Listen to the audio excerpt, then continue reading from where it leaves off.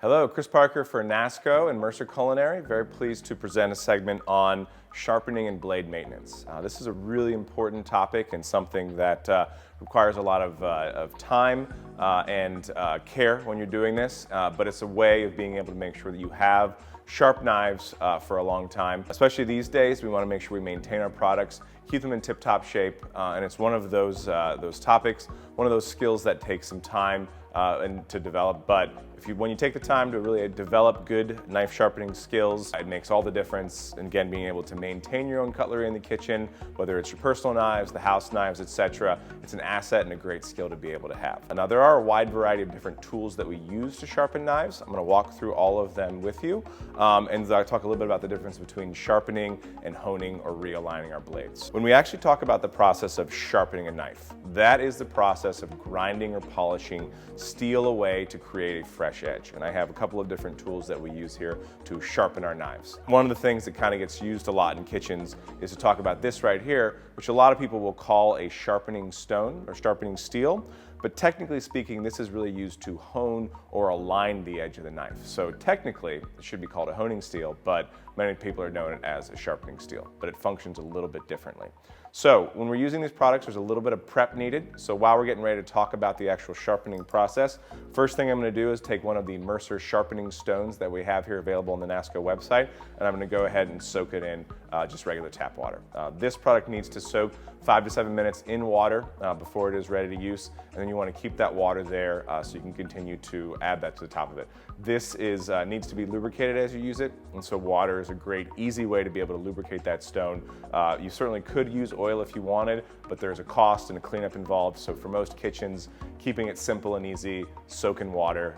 That way it's always on hand and it's not as nearly as messy to clean up as something involving an oil item. First thing we're going to do is talk about the technique and process of honing our knives. All right. So I have both of our Mercer chef's knives out here, the Millennium knife, the stamp blade, and then also the Genesis forged item as well. The technique for sharpening and honing both these knives is going to be the same, but I just want to demo it so you can make sure you see what I'm doing. When I talk about the honing process, this honing, aligning process, what I'm talking about basically is adjusting the angle of the blade itself. So we get these knives, they're very sharp right out of the package, watch your fingers, and so over time as we're cutting, slicing, chopping, we're putting a lot of force onto this very thin cutting edge. And that's what makes a knife work the way it does, is a certain amount of force over a very thin cutting edge. Now this is good quality steel. This will take and hold a nice edge for a long time, but it still does need to be maintained. If we imagine here, we've got ourselves a pyramid, all right? Right out of the package, these knives come to a very sharp, straight point. Now over time, as we put a lot of force on that thin cutting edge, what's gonna happen is that edge is gonna sort of roll over. It's gonna get out of alignment. It's not gonna cut as straight as we would like when it's fresh out of the package. So by using that honing steel, that sharpening steel, we can basically take that edge that's out of alignment, we can straighten it back into place. So we get that triangle back into where it should be, so the knives will get clean and chopped. So because we are just pushing the edge of the steel around, this is something that you can do on a regular basis. You can do it every day if you need to, because again, all we're doing is a subtle physical manipulation on the edge of the knife itself, as opposed to the sharpening process, which again is going to grind, polish, or remove material from the steel itself. The technique for using the sharpening or honing steel. You've probably seen lots of different videos online. You can Google or you can YouTube search this and you can find 100 different people who do it 100 different ways.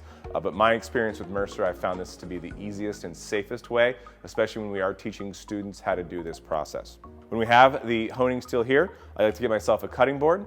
So I have a nice, hard, safe cutting surface underneath the steel, and then I will rest the steel against that surface itself. That gives me a nice sturdy base. I'm not sliding around, and it makes it very easy to have a good point of reference so that we can maintain the blade angle when we are on the steel itself. You've probably seen lots of people who hold out in front of them, which once you've developed the skill and talent for it, you certainly can. But at this point, it's very easy to get out of alignment. There's a lot of extra movement here. And so by holding this in place, you've removed a lot of that movement and a lot of that guesswork, so you have a more stable, secured base for it. We've got our base, we're all set up and ready to go. Now for the actual process. So Mercer knives are manufactured at about a 15-degree angle. There's a lot of discussion out there about what the proper angle is. So we recommend anywhere between a 15 and 20-degree angle. comes to sharpening. I say 15-degree angle, 20-degree angle. That's not something most of us are used to finding. And so obviously, short of getting out a protractor, which we certainly encourage you to do, I'll give you a couple ways to easily kind of find that general ballpark and angle for that. So the way that I do that is I set myself up 90 degrees or perpendicular to the knife on the steel itself. Then what I'll do is I will cut that angle in half, which puts me at 45 degrees, and then cut that angle in half again. So if you do the math exact on that, you're 22.5 degrees. So I bring it in slightly, and we're pretty close to 15 to 20 degrees. So that's step one, setting yourself up. 90, halfway, halfway again. Now, to actually do this process, I like to start with my knife down at the heel or end of the blade, and in one smooth fashion, move down and towards the steel at the same time.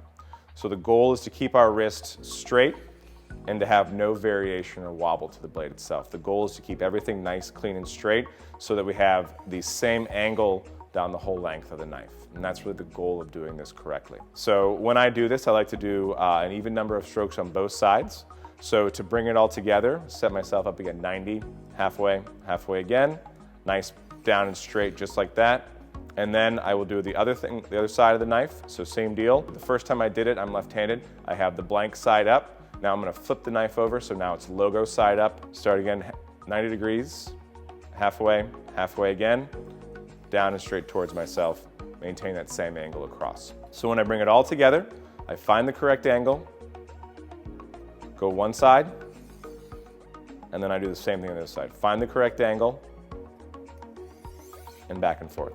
So 5 or 6 strokes back and forth using the same angle on both sides. And again, I like to alternate to make sure that I'm getting a nice, clean, straight edge on that. And I will give myself a nicely honed knife that's perfect and ready for use in the kitchen. So before I would chop any vegetables, I would want to wipe and sanitize this down just to make sure that it is nice and clean. So that is the process for honing knives. Again, lots of different ways to do this. This certainly isn't the only way to do it, but I've found and experienced that this is the easiest and safest way and the best way to get it to express it with students. What also happens to the knife over time is that really steep peak of the blade tends to round off over time. The edge breaks down, it wears down, and it is no longer able to be reprofiled because it is more smooth around the top. And that's when you get to that knife where no matter how hard you press into something, it can't cut into it. You might as well be using a spoon to try and cut into food. And when we get to that point, that's when we need to get out a sharpening tool, because again, that sharpening tool will grind, polish, or expose fresh edge to reprofile that blade itself. So I have a couple of tools here to help us with that process. First up is a very basic, simple tool. This is our pocket sharpener. This looks small, but it is mighty. Basically has 2 sides to it. It has a carbide grinding side and then a ceramic rod on the other side. So while it is inexpensive and it is small, it does have the correct materials that we would want to use for sharpening. So it's a perfect, low-cost, easy, on-the-go way of being able to take care of your knives. All you do for this one is simply rest it flat on a tabletop surface. It has rubberized feet there, so it will grip. You drop it down and you pull it through. And the way that these stones are here, they've got kind of an X shape to them, so they will line up and put the edge back on there. Once you've done that a couple of times, flip it over. You have the ceramic rods that will do some polishing for you. Same deal, pull it straight through, and they will do some polishing for you. So these pocket sharpeners are a great item for being able to do that. We also manufacture a manual sharpener. So this is designed to take a lot of the guesswork out of sharpening. So if you don't feel confident or you really have a lot of knives that need to sharpen quickly, this is a great item for it as well. It has 2 stages, so basically coarse and fine, 1 and 2. So when we use these types of sharpeners, we would start with the first stage, the coarse stage, and then move on to the fine stage. But what's nice about this is it requires no skill to operate. So all you do is drop the knife into the sharpener, pull through. You can kind of hear that rough sound that's reprofiling the edge, removing any of the sort of either burrs or scrapes in there. So 3 or 4 pulls from there should give it the reprofiling we're looking for. And then we move over to the fine side, and you can hear the finer, smoother polishing going on with the knife on that as well. Puts a nice edge back on your knife. And then what I like to do when I use either of these types of tools is then put it back on the honing steel just to make sure that we are properly realigning that edge. That requires just a little bit of touch-up and maintenance as you use that. So then those are 2 of our tools that are very simple and easy to use, but many professional chefs out there are very keen to have absolute control over the sharpening process, and they will prefer and tend to use a Waterstone type product. So this is one of our water stones or sharpening stones. Again, I've been soaking it in water, so it's ready to use. The main thing that you want to notice on these and all these types of stones are these numbers on the side. So you'll see here that this is labeled 400 and 1000. That is the grit or grain of these stones. It's labeled in the same fashion as sandpaper. So the lower the number, the coarser the grit of the stone, the higher the number, the finer the grit of the stone. And so just like with the manual pull-through sharpener, we want to start with the lower number or the coarser material. Again, this buffs or polishes out any scrapes or nicks in the blade. And then we move on to the finer side, which will put a finer, more polished edge on the blade itself. This does require more skill, but many of the skills that you develop when you use the steel transfer right to using the sharpening stone itself. Mercer, because we are all about education, does produce a product to help you with the learning process of this. This is our knife edge guide. This essentially slips right over the edge of the knife, right on the back of the blade, and acts as a sort of training wheels of sorts, which allows, when you're learning how to do this, to set you up for the correct edge on there. So it clips right to the back of the blade, and then these white portions right here, those are actually ceramic inserts, so it will slide across the top of the stone without causing any damage to the stone itself. As you're using this particular stone, you want to continue to add water across the top of it. It's important to keep this well lubricated while you use it. That will help you avoid any scratching on the blade itself. If you've ever gone to a sharpening place and you've seen sometimes there's little wear scratch marks on there, that's usually because they didn't use adequate water or liquid when they were using the sharpening stone itself. So technique for this, again, as I said, is similar to the process for using the steel. So we're going to set ourselves up 90 degrees perpendicular on the stone itself, cut that angle in half, and then cut that angle in half again. And so with this product, there's no guesswork because it sits right at the correct angle for us. And then all we'll do in this particular case is basically take the knife. We'll start with a tip edge first, and in one smooth fashion, we're going to move the knife across the whole length of the sharpening stone itself. Now this is really important for the teachers out there who've been in the business for a long time. Many of you have probably seen at some point a sharpening stone that sort of looks like a skateboard half pipe. That's generally because whoever's using the stone tends to just sit in one area right here. Usually these 3 or 4 central inches will use the most. To ensure that you have these stones for as long as possible, to do even wear on them, we want to use the entire length of the stone to sharpen the entire length of the knife. It takes a little bit more skill, but again, in the age of trying to keep everything around for as long as possible and get maximum utility out of our products, that is how we recommend doing that. And this does include, this is a silicone or rubber foot that this rests in, so it's nice. It gives you a nice sure base there. If you happen to lose this gets lost in your kitchen, I recommend just putting these on a kitchen towel just to ensure that they're not going to slide around in there for you. So 90, halfway, halfway again. And again, we're going to start with the tip of the knife here, and in one smooth fashion, use the tip of the knife and go quite right across there.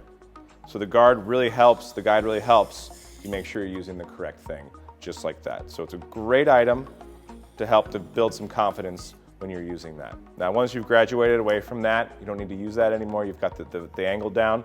It just becomes a matter of practice. 90, halfway, halfway again, and basically move in one smooth fashion, maintain that same angle across the entire length. So I'll do about 4 or 5 strokes per side, and then I'll flip the knife over. So I'm left-handed, I do everything backwards for most people, but we started with the logoed side up, and then we flip it over. So when you flip it over, you can do this one of 2 ways. You can either bring the knife back towards yourself, if that's more comfortable, if you're using the same hand, like that. Or you can alternate hands and flip it over. So now it's in my right hand, 90, halfway, halfway again, moving the knife across that as well. So 4 or 5 strokes on each side. I'm using a steady medium pressure, basically just to make sure that I'm making good contact with the knife on the stone itself. And then once that's done, I'll flip it over to the finer grit, and this will do more of a polish. And again, we'll continue to add water to it to make sure that we have a clean, stable surface. And we continue the process. And this is all about consistency. That's the biggest thing we preach when we talk about sharpening skills is consistency. We want to make sure that we are doing this the exact same way every time. The reason for that is we want to make sure that the edge is the same angle across the knife itself. If you have different angles, it will cut weird, it won't feel good in your hand, and with your students, it potentially can be a safety issue as well. So making sure we have a clean, straight edge every time is paramount when we're doing this. Nice and straight across just like that. Just like that. 4 or 5 strokes on each side. And if you look closely at this, you'll start to see some little black filings on here. It looks like kind of black dust on the stove itself. That is the steel that I'm talking about coming off the knife. So we're actually grinding or polishing it. Now it's just a few atoms at a time, so it isn't a great deal of wear and tear. But again, just so you kind of get a mental idea of what it is that you're doing when you are sharpening your knives. So again, same technique, 90, halfway again. Pushing straight across. Again, trying to make sure we use all of the stone to sharpen all of the knife. So once that's done, I would clean and wash this knife, sanitize it, and then I would put it back on the steel to ensure that I have a fully polished edge and we're ready to go with brand new sharpened knives. One of the questions that we get a lot with this, and certainly feel free to reach out to Nasco, we'll help you answer these questions, but I get a lot of the times is how often should we be doing this process? And the reality is, as often as you need to. If your classes require a great deal of heavy cutting, slicing, chopping the first few weeks, you'll notice that your knives will dull faster when it just becomes part of their normal prep routine. So just be aware that you can use the honing or aligning steel as often as you need to. This is realigning the edge itself. And then for most operations, they usually sharpen their knives about once a month. It's no hard number as when you actually need to do that. More the idea is understanding when the knives are becoming dull and understanding the tools required to use them. And you'll be better versed at being able to sharpen these yourselves. For additional questions, please reach out to the Nasco team. They're more than happy to help you with that. But this hopefully gives a good overview of the ways that we take care of our professional cutlery in the kitchen. Thank you.